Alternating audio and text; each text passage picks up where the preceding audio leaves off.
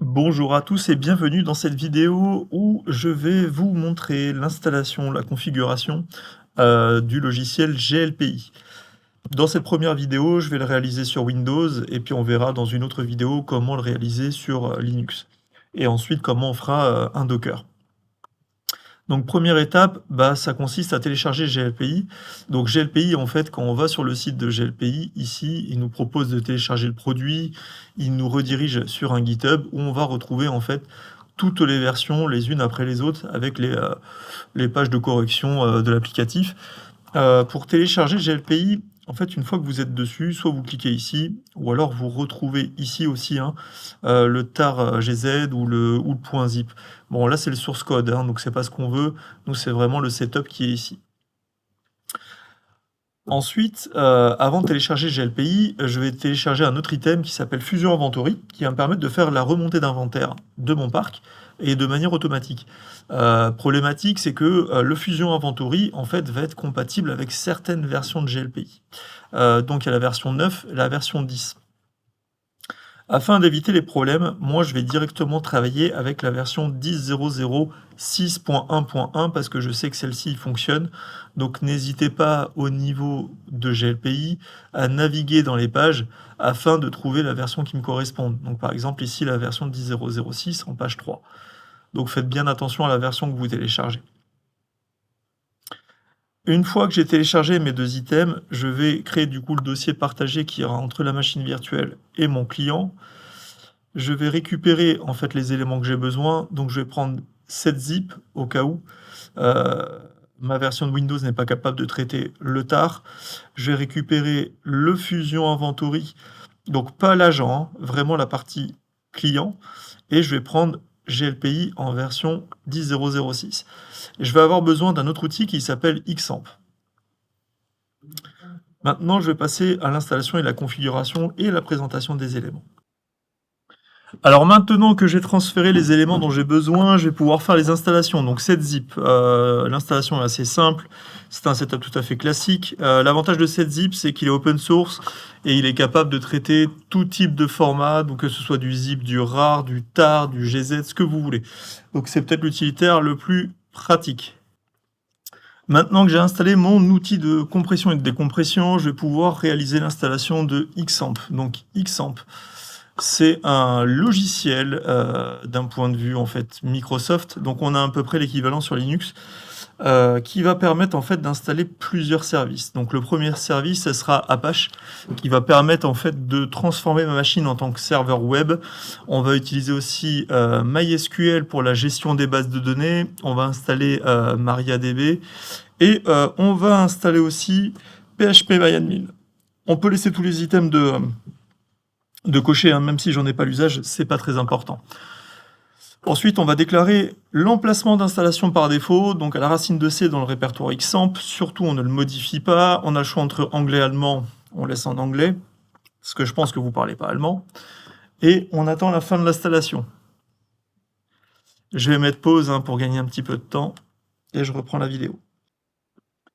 Donc l'installation peut être un peu longue. Une fois qu'elle est réalisée, on va autoriser dans le pare-feu en fait la communication avec le serveur HTTP, donc le serveur web. Il faut que les machines puissent communiquer forcément avec notre serveur et on va lancer le panneau de contrôle. Donc pour pouvoir lancer notre serveur web, déjà on va venir mettre en place une adresse IP sur notre machine parce qu'il faut qu'elle soit accessible sur le réseau. Donc si on n'a pas de DHCP, on va se mettre en statique. Moi, cette machine n'a pas du tout de carte réseau, donc à la rigueur, vous mettez une adresse IP statique qui correspond à votre réseau. Et ensuite, on va regarder comment ça se configure. Donc première étape, on va devoir en fait aller dans configuration, httpd.conf. On va venir faire CTRL-H, on va remplacer tous les refusés par des autorisés afin de pouvoir changer les droits en fait sur les répertoires du site. Et on va venir aussi aller sur configuration et php.ini et on va venir chercher INTL. on se rend compte ici dans cette liste qu'il y a 2 éléments qui sont GD et INTL qui sont commentés, donc pas pris en compte. Nous, on va vouloir les décommenter pour qu'ils soient pris en compte et installés. Je sauvegarde mon répertoire et je vais lancer mon serveur web et PHP MyAdmin via la commande SQL. Avant de le faire, je vais extraire mon GLPI une première fois et une seconde fois.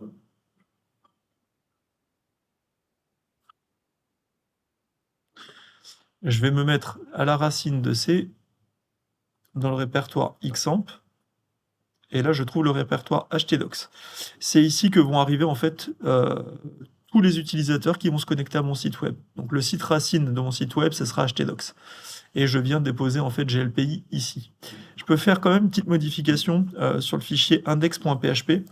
Donc je vais ouvrir le notepad. Je vais venir ouvrir cette ressource. Donc à la racine de C, XAMPP, htdocs. Alors pourquoi je fais ça? Parce que je veux que par défaut, quand je tape l'adresse IP de ma machine, j'arrive directement sur GLPI et pas sur le dashboard. Donc je modifie ici cette valeur et j'enregistre. Ensuite, je viens, une fois que l'extraction est terminée, je viendrai déposer, glisser, déposer mon répertoire GLPI ici. Donc je vous reprends quand l'extraction est terminée. Donc une fois que la décompression est terminée, je vais prendre mon répertoire GLPI, je vais venir le déposer donc à la racine de mon répertoire htdocs, très bien, et j'en profite pour aller dans GLPI, donc ça c'est optionnel, c'est si on veut mettre en place le service Fusion Inventory. Dans le répertoire en fait plugin, je vais venir décompresser mon Fusion Inventory.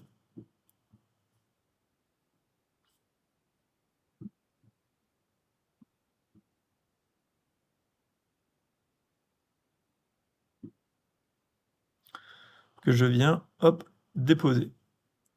Pour la suite de la vidéo, je vais devoir démarrer les services en fait qui vont permettre d'afficher mon site web. Donc je démarre dans un premier temps le service Apache. On voit qu'il est en train de démarrer, il est au vert, ça veut dire qu'il fonctionne. On voit qu'on a des PID, donc des identifiants de processus uniques. Chacun pointe vers un port. Donc il y en a un qui sera dédié au 80 pour le HTTP, un autre pour le HTTPS. Et je vais devoir aussi démarrer le service MySQL. Une fois que les deux services sont démarrés, hop, donc on autorise encore une fois dans le pare-feu MySQL, je vais pouvoir cliquer sur Admin pour qu'il puisse me lancer la navigation directement sur l'adresse du site sans que j'ai besoin de le taper ou quoi que ce soit. Donc vu que j'ai pas d'adresse IP, il va me basculer sur localhost, ça me va très bien. Donc on passe à l'installation suivant. Mais avant, il faut que je mette ici PHP MyAdmin parce que je vais devoir créer la base de données. Donc je vais me connecter en fait sur PHP MyAdmin pour créer ma base de données de manière graphique. Dans un premier temps, je vais faire une nouvelle base de données.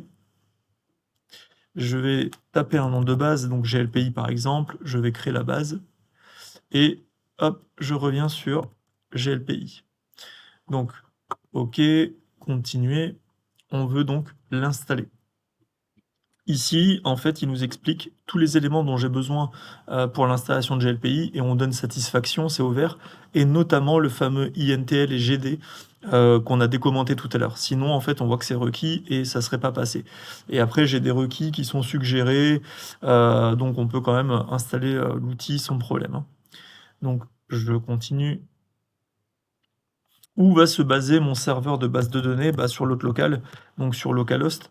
Quel sera l'identifiant? Ça sera route. Et ensuite, on se connecte sur la base qu'on a créée qui s'appelle GLPI. Et on fait continuer.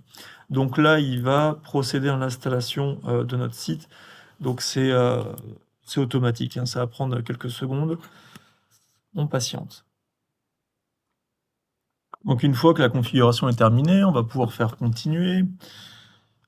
Et on va se connecter à notre base GLPI, donc continuer, puis on va utiliser le compte par défaut, qui sera GLPI pour le compte administrateur. Donc, je m'authentifie.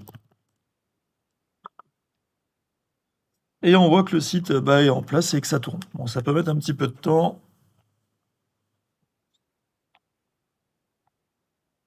On dira que la machine n'apprécie pas trop le matin non plus, hein, comme vous tous. Donc elle peut être un petit peu longue. Ce que je vais faire du coup, c'est mettre en place le plugin Fusion Inventory pour faire remonter l'inventaire.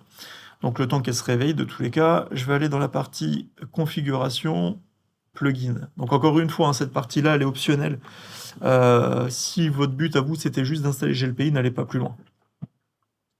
Je descends et on voit que le Fusion Inventory, il l'a bien trouvé hein, dans notre répertoire. Donc on va pouvoir l'installer.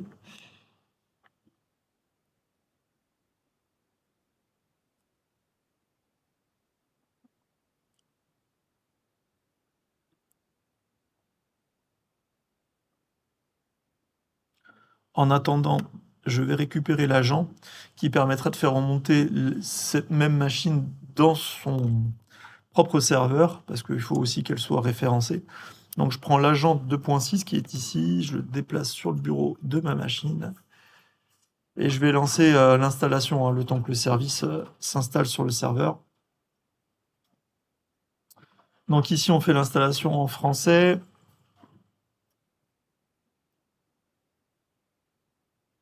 Suivant, on accepte le contrat de licence. Ici, on fait une installation donc complète.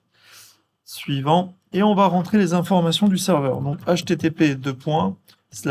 Ici, c'est notre même machine qui va venir en fait faire office de serveur. Donc je peux taper localhost. Ici, mettez bien l'adresse de votre serveur.